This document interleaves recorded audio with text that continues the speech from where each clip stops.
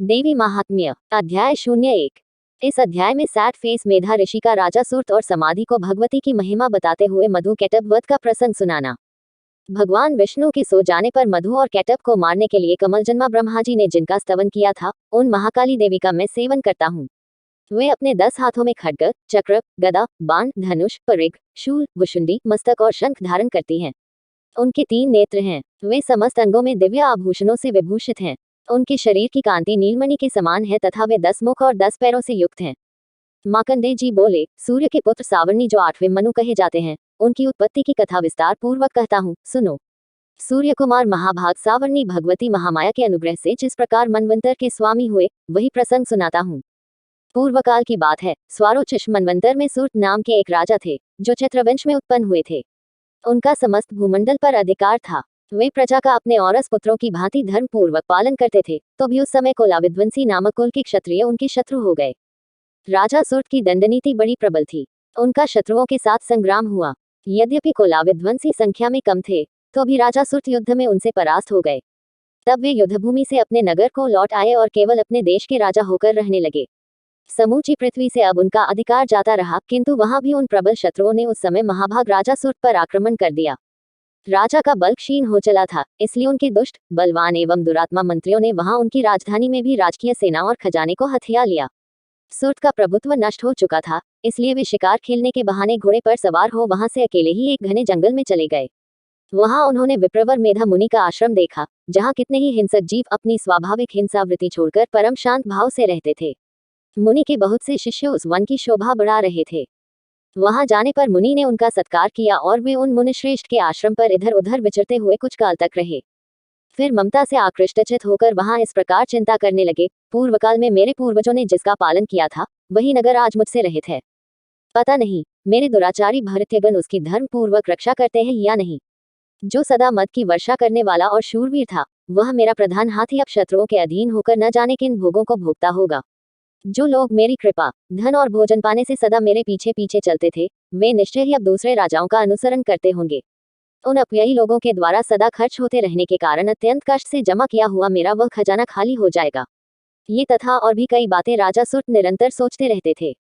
एक दिन उन्होंने वहां विप्रवर मेधा के आश्रम के निकट एक वैश्य को देखा और उससे पूछा, भाई, तुम कौन हो? यहाँ तुम्हारे आने का क्या कारण है?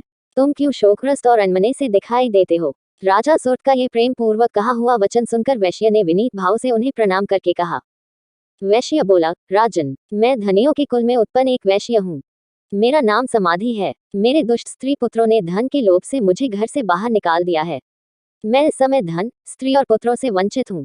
मेरे विश्वसनीय बंधुओं ने मेरा ही धन लेकर मुझे दूर कर दिया है, इसलिए दुखी होकर मैं वन में चला आया हूँ। यहाँ रहकर मैं इस बात को नहीं जानता कि मेरे पुत्रों की, स्त्री की और स्वजनों की कुशल है या नहीं। इस समय घर में वे कुशल से रहते हैं अथवा उन्हें कोई कष्ट है। वे मेरे पुत्र कैसे हैं? क्या वे सदाचारी हैं अथवा दुराचारी हो गए हैं? राजा ने पूछा, जिन लोभी स्त्री पुत्र आदि ने धन के कारण तुम्हें घर से निकाल दिया, उनके प्रति तुम्हारे चित्त में इतना स्नेह का बंधन क्यों है? वैश्य बोला, आप मेरे विषय में जैसी बात कहते हैं, वह सब ठीक है, किंतु क्या करूं, मेरा मन निष्ठुरता नहीं धारण करता। जिन्होंने धन के लोभ में पड़कर पिता के प्रति स्नेह, पति के प्रति प्रेम तथा आत्मीयजन के प्रति अनुराग को तिलांजलि दे मुझे घर से निकाल दिया है, उन्हीं के प्रति मेरे हृदय में इतना स्नेह है। महामते, गुणहीन बंधुओं के प्रति भी जो मेरा चित्त इस प्रकार प्रेममग्न हो रहा है, यह क्या है, इस बात को मैं जानकर भी नहीं जान पाता। उनके लिए मैं लंबी सांसें ले रहा हूँ और मेरा हृदय अत्यंत दुखित हो रहा है। उन लोगों में प्रेम का सर्वथा अभाव है, तो भी उनके प्रति जो मेरा मन निष्ठुर नहीं हो पाता, इसके लिए क्या करूं? मार्कंडेय जी कहते हैं, ब्रह्मन। तदनंतर राजाओं में श्रेष्ठ सूर्त और वह समाधि नामक वैश्य दोनों साथ साथ मेधा मुनि की सेवा में उपस्थित हुए और उनके साथ यथायोग्य न्यायानुकूल विनयपूर्ण बर्ताव करके बैठे। तत्पश्चात वैश्य और राजा ने कुछ वार्तालाप आरंभ किया। राजा ने कहा, भगवन, मैं आपसे एक बात पूछना चाहता हूँ, उसे बताइए। मेरा चित्त अपने अधीन न होने के कारण वह बात मेरे मन को बहुत दुख देती है। जो राज्य मेरे हाथ से चला गया है, उसमें और उसके संपूर्ण अंगों में मेरी ममता बनी हुई है। मुनिश्रेष्ठ, ये जानते हुए भी कि वह अब मेरा नहीं है, अज्ञानी की भांति मुझे उसके लिए दुख होता है। यह क्या है? इधर यह वैश्य भी घर से अपमानित होकर आया है। इसके पुत्र, स्त्री और भृत्यों ने इसे छोड़ दिया है।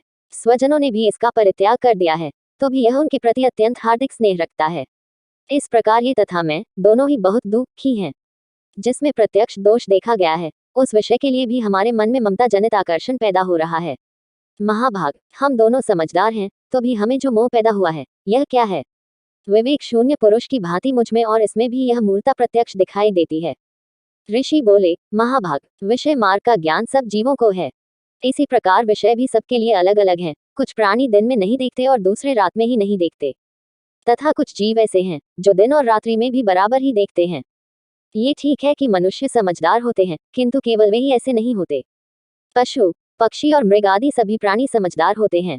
मनुष्यों की समझ भी वैसी ही होती है जैसी उन मृग और पक्षियों की होती है, तथा जैसी मनुष्यों की होती है वैसी ही उन मृग पक्षी आदि की होती है। ये तथा अन्य बातें भी प्रायः दोनों में समान ही हैं। समझ होने पर भी इन पक्षियों को तो देखो, ये स्वयं भूख से पीड़ित होते हुए भी मोहवश बच्चों की चोंच में कितने चाव से अन्न के दाने डाल रहे हैं। नरश्रेष्ठ, क्या तुम नहीं देखते कि ये मनुष्य समझदार होते हुए भी लोभवश अपने किए हुए उपकार का बदला पाने के लिए पुत्रों की अभिलाषा करते हैं? यद्यपि उन सब में समझ की कमी नहीं है, तथापि वे संसार की स्थिति जन्म मरण की परंपरा बनाए रखने वाले भगवती महामाया के प्रभाव द्वारा ममता में भंवर से युक्त मोह के गहरे गर्त में गिराए गए हैं। इसलिए इसमें आश्चर्य नहीं करना चाहिए। जगदीश्वर भगवान विष्णु की योग निद्रा रूपा जो भगवती महामाया है, उन्हीं से यह जगत मोहित हो रहा है। वे भगवती महामाया देवी ज्ञानियों के भी चित्त को बलपूर्वक खींचकर मोह में डाल देती हैं। वे ही इस संपूर्ण चराचर जगत की सृष्टि करती हैं तथा वे ही प्रसन्न होने पर मनुष्यों को मुक्ति के लिए वरदान देती हैं। वे ही पराविद्या, संसार बंधन और मोक्ष की हेतुभूता सनातनी देवी तथा संपूर्ण ईश्वरों की भी अधीश्वरी हैं। राजा ने पूछा, भगवन, जिन्हें आप महामाया कहते हैं, वे देवी कौन हैं? ब्राह्मण, उनका आविर्भाव कैसे हुआ तथा उनके चरित्र कौन कौन हैं? ब्रह्मवेताओं में श्रेष्ठ महर्षि, उन देवी का जैसा प्रभाव हो, जैसा स्वरूप हो और जिस प्रकार प्रादुर्भाव हुआ हो, वह सब मैं आपके मुख से सुनना चाहता हूँ। ऋषि बोले, राजन, वास्तव में तो वे देवी नित्य स्वरूपा ही हैं। संपूर्ण जगत उन्हीं का रूप है तथा उन्होंने समस्त विश्व को व्याप्त कर रखा है, तथापि उनका प्राकट्य अनेक प्रकार से होता है। वह मुझसे सुनो, यद्यपि वे नित्य और अजन्मा हैं, तथापि जब देवताओं का कार्य सिद्ध करने के लिए प्रकट होती हैं, उस समय लोक में उत्पन्न हुई कहलाती हैं। कल्प के अंत में जब संपूर्ण जगत एकार्णव में निमग्न हो रहा था और सबके प्रभु भगवान विष्णु शेषनाग की शैया बिछाकर योग निद्रा का आश्रय ले सो रहे थे, उस समय उनके कानों के मैल से दो भयंकर असुर उत्पन्न हुए, जो मधु और कैटभ के नाम से विख्यात थे। वे दोनों ब्रह्मा जी का वध करने को तैयार हो गए। भगवान विष्णु के नाभिकमल में विराजमान प्रजापति ब्रह्मा जी ने जब उन दोनों भयानक असुरों को अपने पास आया और भगवान को सोया हुआ देखा, तब एकाग्रचित होकर उन्होंने भगवान विष्णु को जगाने के लिए उनके नेत्रों में निवास करने वाली योग निद्रा का स्तवन आरंभ किया। जो इस विश्व की अधीश्वरी, जगत को धारण करने वाली, संसार का पालन और संहार करने वाली तथा तेज स्वरूप भगवान विष्णु की अनुपम शक्ति है, उन्हीं भगवती निद्रा देवी की भगवान ब्रह्मा स्तुति करने लगे। ब्रह्मा जी ने कहा, देवी, तुम ही स्वाहा, तुम ही स्वधा और तुम ही विष्कार हो। स्वर भी तुम्हारे ही स्वरूप हैं। तुम ही जीवनदायिनी सुधा हो।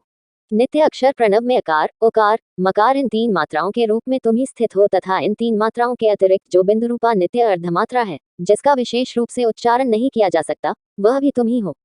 देवी, तुम ही संध्या, सावित्री तथा परम जननी हो। देवी, तुम ही इस विश्व ब्रह्मांड को धारण करती हो।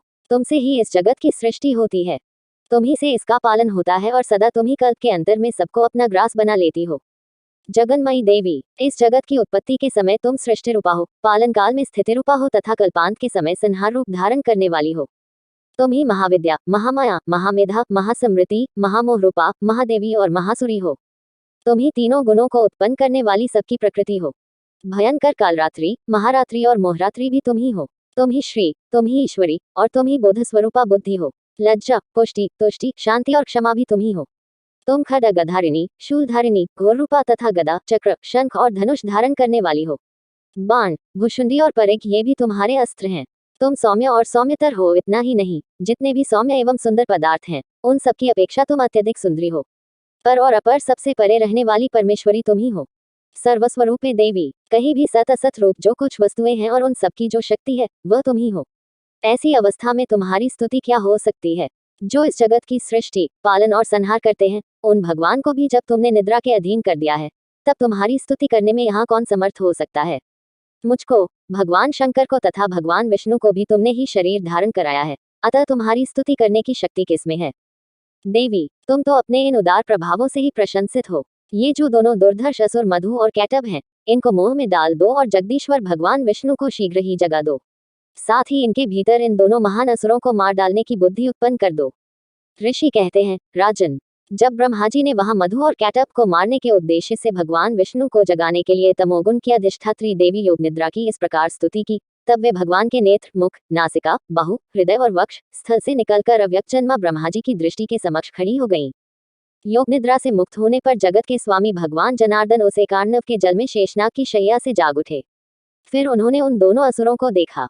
वे दुरात्मा मधु और कैटअप अत्यंत बलवान तथा पराक्रमी थे और क्रोध से लाल आंखें किए ब्रह्मा जी को खा जाने के लिए उद्योग कर रहे थे। तब भगवान श्रीहरि ने उठकर उन दोनों के साथ 5000 वर्षों तक केवल बाहुयुद्ध किया। वे दोनों भी अत्यंत बल के कारण उन्मत्त हो रहे थे। इधर महामाया ने भी उन्हें मोह में डाल रखा था, इसलिए वे भगवान विष्णु से कहने लगे, हम तुम्हारी वीरता से संतुष्ट हैं, तुम हम लोगों से कोई वर मांगो। श्री भगवान बोले, यदि तुम दोनों मुझ पर प्रसन्न हो तो अब मेरे हाथ से मारे जाओ। बस इतना सा ही मैंने वर मांगा है, यहाँ दूसरे किसी वर से क्या लेना है। ऋषि कहते हैं, इस प्रकार धोखे में आ जाने पर जब उन्होंने संपूर्ण जगत में जल ही जल देखा, तब कमलनयन भगवान से कहा, जहाँ पृथ्वी जल में डूबी हुई न हो, जहाँ सूखा स्थान हो, वहीं हमारा वध करो। ऋषि कहते हैं, तब तथास्तु कहकर शंख, चक्र और गदा धारण करने वाले भगवान ने उन दोनों के मस्तक अपनी जांघ पर रखकर चक्र से काट डाले। इस प्रकार ये देवी महामाया ब्रह्मा जी की स्तुति करने पर स्वयं प्रकट हुई थी। अब पुनः तुमसे उनके प्रभाव का वर्णन करता हूँ, सुनो। इस प्रकार श्री मार्कंडेय पुराण में सावर्णिक मनवंतर की कथा के अंतर्गत देवी महात्म्य में मधु कैटअप वध नामक पहला अध्याय पूरा हुआ। 1 ओम श्री दुर्गायै नमः।